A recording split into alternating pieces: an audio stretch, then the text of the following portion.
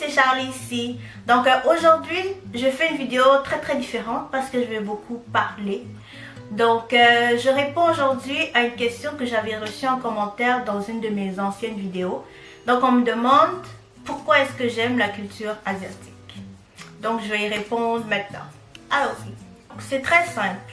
En fait, j'aime beaucoup la culture asiatique parce que ça a commencé au secondaire.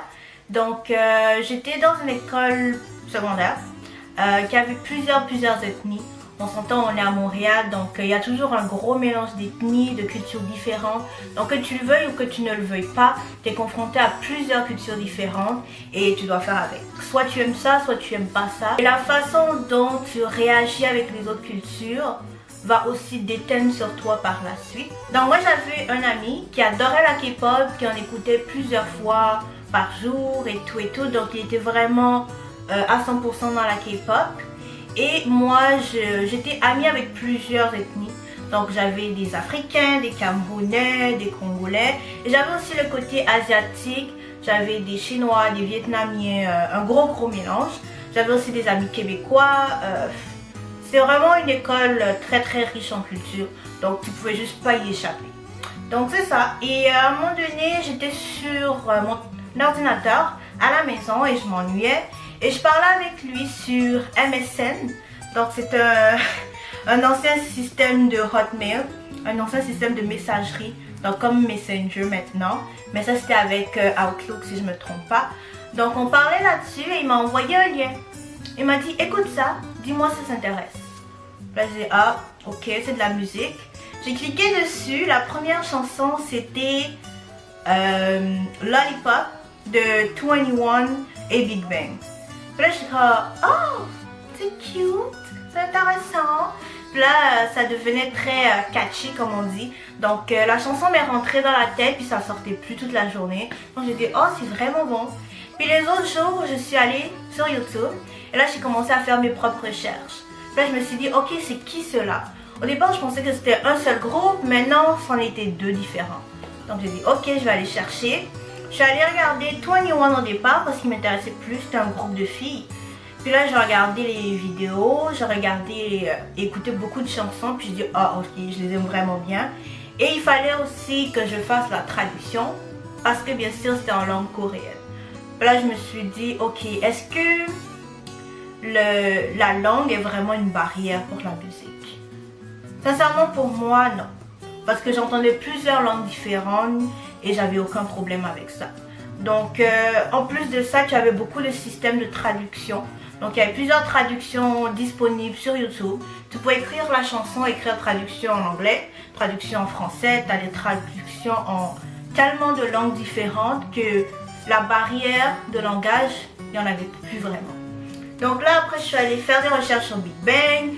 Donc j'aimais beaucoup la culture, j'écoutais ça. Puis à un moment donné je l'ai laissé un peu de côté parce que je me suis dit ok c'est bien, mais j'aimais musique américaine aussi. Donc suivre plusieurs sorties de musique différentes c'était pas aussi simple. Donc après je suis retournée dans la musique américaine. Et là j'ai eu plusieurs années là-bas, 2-3 ans. Et ensuite j'ai déménagé, je suis venue ici là où je suis en ce moment, en Rive-Sud. Et là j'avais plus autant d'amis parce que j'habitais loin. Puis là je suis retournée sur YouTube et j'ai recommencé à écouter de la K-pop. Donc à ce moment-là je trouvais que la musique était beaucoup réconfortante pour moi. Et je me sentais beaucoup à l'écart des musiques américaines parce que sincèrement c'était toujours la même chose en boucle et en boucle. Il y avait beaucoup de messages à caractère sexuel, des trucs comme ça. C'est clair qu'il y en a partout. Tu peux pas échapper à ça. Mais je trouvais qu'ils étaient vraiment très forts. Puis moi je me sentais pas vraiment dans cette idée là. Donc je me sentais quand même détachée de ça. Donc c'est pour ça que j'ai décidé que j'allais arrêter le plus possible d'en écouter. Parce que de toute façon toutes les nouvelles chansons qui sortaient ne m'intéressaient plus tant que ça. Donc j'ai commencé à écouter de plus en plus de musique coréenne. Et là j'ai vu qu'il y avait plusieurs genres différents. Et là j'étais vraiment choquée hors de moi-même. J'étais comme oh, donc K-pop c'est pas juste la musique pop. Il y avait des bands qui jouaient, donc plusieurs instruments. Il y avait ce qu'on appelle des musiques ballades ou OST, ça dépend. Mais OST c'est pour Official Soundtrack. Donc il y a des musiques de séries ou de films qui par la suite sortaient en boucle. Donc comment dire, la chanson complète aussi était sortie sur YouTube par exemple. Et j'adorais vraiment ça. Donc il y avait tellement de genres différents. Il y avait du rap, il y avait du hip-hop aussi. Puis j'étais juste comme waouh, ok, la K-pop c'est pas juste de la pop. Là j'étais comme oh ok, intéressant. Et là pendant ce temps-là j'avais comme beaucoup de temps pour moi-même. J'étais à l'école oui, mais c'était le secondaire, donc il n'y avait pas grand chose à faire à part quand tu finissais tes devoirs. Et j'avais pas vraiment d'endroit où aller ici parce que ça me tentait pas d'explorer à pied, quoi, 40-45 minutes à pied juste pour aller au centre commercial, au bingo et tout ça. Donc je me suis dit non, je vais écouter de la musique, je vais écouter des vidéos. Et là je suis tombée dans le cercle du K-drama. Donc ça c'est pas de la musique mais plutôt des séries coréennes. Et là je me suis dit ah, ok, bah, si la musique est bonne, peut-être que les films, les séries sont bons. Et puis je suis tombée dans ça, puis j'ai vraiment aimé, sincèrement. Moi j'écoutais pas vraiment de séries américaines. Je les trouvais trop répétitives, toujours la même chose. C'est vrai que les séries coréennes, si tu rentres dans un genre, et puis tu fais juste suivre le même, tu vas trouver ça redondant aussi et répétitif. Mais sincèrement, ils ont de bonnes idées. Je trouve que si on sait bien chercher, on peut trouver de nouveaux genres à chaque fois. Et à chaque année, ils sortaient de nouvelles.